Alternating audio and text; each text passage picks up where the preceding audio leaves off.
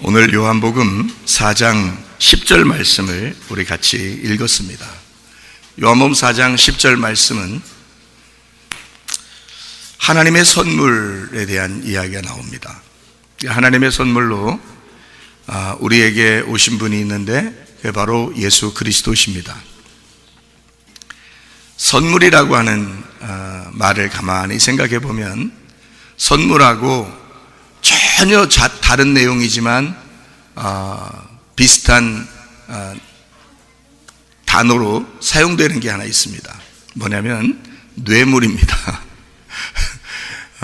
그러니까 좋아서 하는 거면 선물이 되는 거고요, 뭔가 대가를 바라고 그에게 그를 이용하려고 하면 뇌물이 되는 것이거든요. 근데 성경에서는 우리에게 이것을 선물이라 이렇게 이야기했습니다. 뇌물도 사람의 마음을 움직일 것인데 하물며 선물은 얼마나 우리의 마음을 감동시키겠는가. 하나님의 선물로 이 땅에 오신 예수님을 우리가 마치 뇌물로 전락시키는 건 아닌가. 기독교가 가장 크게 생각하는 절기가 있는데요, 그게 성탄절과 부활절입니다. 1년에 2번을 그렇게 중요하게 생각을 하거든요.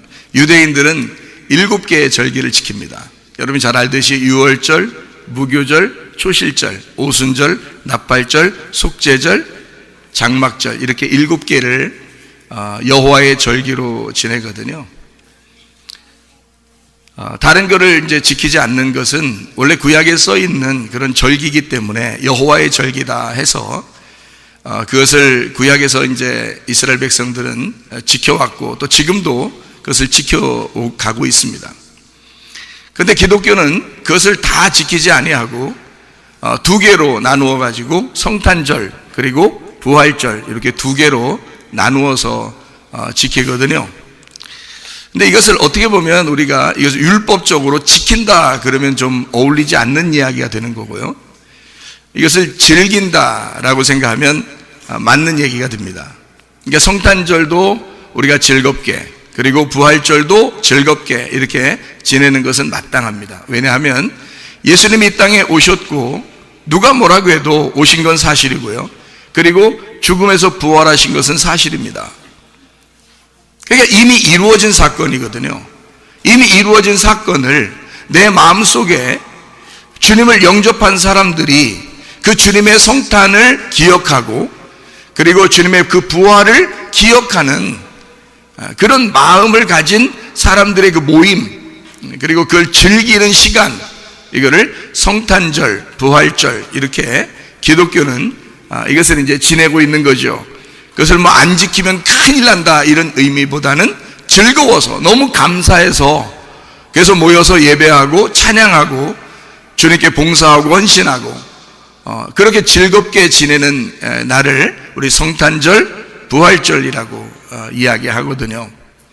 우리나라의 성탄절이 공휴일로 정한 것이 누군가 했더니 초대 대통령 이승만 대통령이 우리나라 그 성탄절을 처음으로 이제 공휴일로 정해서 이날은 오직 예배를 드리고 하나님 앞에 그리스도를 예배하는 날, 그리고 어려운 사람들을 이게 돕는 날로 정하자. 이래서 이승만 대통령이 크리스마스라는 것을 이제 성탄절로 이렇게 지내도록 그렇게 제정을 했다고 그럽니다. 그래서 우리는 많은 나라가 다 이 날을 공휴일로 정해서 지내진 않더라고요. 전 세계적으로 다 그런 줄 알았더니, 우리가 그러니까 다 그런 줄 알았더니 다 공휴일로 지내는 건 아니더라고요. 근데 우리나라도 또 복을 받아서 이렇게 기독교 정신을 가지고 헌법을 기독교 정신으로 세워서 이 성탄절을 공휴일로 그리고 예배드리고 함께 찬양하고 할 수 있는 시간들을 우리가 갖게 되니 얼마나 감사한지 모르겠어요. 이런 자유민주주의에 우리가 산다는 것은 참 복된 거죠. 그렇게 예배하고 즐겁게 찬양할 수 있는 그런 나라에 산다는 것도 복입니다. 어쨌든 성탄절과 부활절을 기독교는 가장 크게 생각하는 절기거든요. 성탄절이 뭐 하는 날이에요? 성탄절이 뭐한 날이죠? 예수님 오셨다고 하는 날입니다. 부활절날은 무슨 날이죠? 예수님 부활했다는 날입니다. 그것을 기억해달라 하는 얘기거든요. 그러면 이게 두 개를 왜 가장 크게 여기냐면 성탄절 그러면 왜 오셨느냐 하는 이유예요. 왜 오셨는가? 그리고 부활절날 왜 부활절이 있는가? 왜 부활하셨나? 그거예요. 그러니까 왜 성탄이 있는가? 왜 예수님은 우리에게 오셨는가 하는 말이고, 왜 예수님은 우리를 위하여 부활하셨는가 라는 얘기입니다. 그러니까 오신 목적이 바로 뭐냐면 누가복음 2장에 보면 구유에 오셨다 그러잖아요. 구유에 어떻게 하고 있다 그래요? 예수님이 오셔서 누워있잖아요. 누워있다는 말은 죽었다는 말이에요, 살아있단 말이에요. 그러니까 죽으러 오셨다는 얘기예요. 다시 말하면 자기가 먹잇감으로 우리에게 주고 우리는 예수를 먹고 살도록 하려고 오신 겁니다. 그러니까 오신 목적 자체가 자기가 왕이지만 왕으로서 막 자기 권세를 나타내려고 온 게 아니라 섬기고 자기를 죽이러 오셨다고 하는 것을 우리에게 사인으로 보여주는 거죠. 표적으로요. 부활이라고 하는 것은 그 죽음에서 살아나셨다 하는 얘기입니다. 그러니까 세워지셨다 하는 얘기죠. 다시 죽을 수 없죠. 그가 세워지셨으니까. 그러니까 너희들이 다시 범죄함으로 예수를 다시 죽음 가운데 던질 수가 없다는 얘기입니다. 부활하신 예수님이기 때문에 그런 거죠. 그래서 예수의 오심과 예수의 부활은 우리의 속에서 날마다 있어야 된다 그 말이죠. 우리의 속에 예수가 없으면 우린 아무 의미 없는 사람이에요. 이 세상에 무슨 내용으로 살아요 우리가? 예수가 우리 속에 없으면, 예수가 오셔서 나를 위해 죽으셨기 때문에 내가 살아있는 거고, 예수가 부활하셨기 때문에 내가 예수를 살아가는 것입니다. 그러니까 예수님이 요한복음 4장에 하나님의 선물로 이 땅에 오셨다라고 하는 이 선물이라는 단어가 있어요. 이 선물이라는 단어가 도레아라는 단어입니다. 도레아. 이 단어는 어디서 왔냐면 도론에서 왔거든요. 도론이라는 단어. 근데 이 도론이라는 단어가 어떤 의미의 단어냐면 희생이라는 단어입니다. 이 선물이라는 단어가요, 희생 제물이라는 단어예요. 그러니까 여기에 있는 의미는 굉장히 다른 의미예요. 우리가 생각하는 하나님의 선물, 선물 받아 좋아요, 이런 의미가 아니에요. 구약에서는 선물이라는 단어를 마타나라고 그럽니다. 이게 똑같이 도레아로 온 건데요, 마타나라는 단어가 선물, 희생제물이라는 단어입니다. 이거를 신약에서 도레아, 도론이라고 그렇게 표현한 거거든요. 그럼 하나님의 선물로 이 땅에 오신 예수님은 자기를 희생제물로 오신 겁니다. 가만히 잘 생각해 봐요. 우리에게 영적인 유일한 선물이 그리스도이십니다. 그래서 이 그리스도가 사랑하는 자에게는 선물이 되는 것이고 사랑하지 않는 사람에게는 뇌물이 됩니다.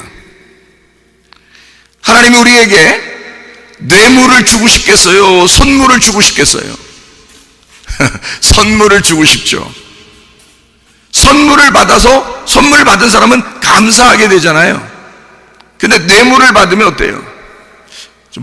뭔가 있을 거야. 뭔가 있으니까 나한테 뇌물을 줄 거야 라고 생각하겠죠. 진짜 하나님의 사람은 하나님이 우리에게 선물로 주셨구나, 그리스도를. 이거를 깨닫는 사람이죠. 혹시 하나님이 나한테 뇌물 준 거 아닌가?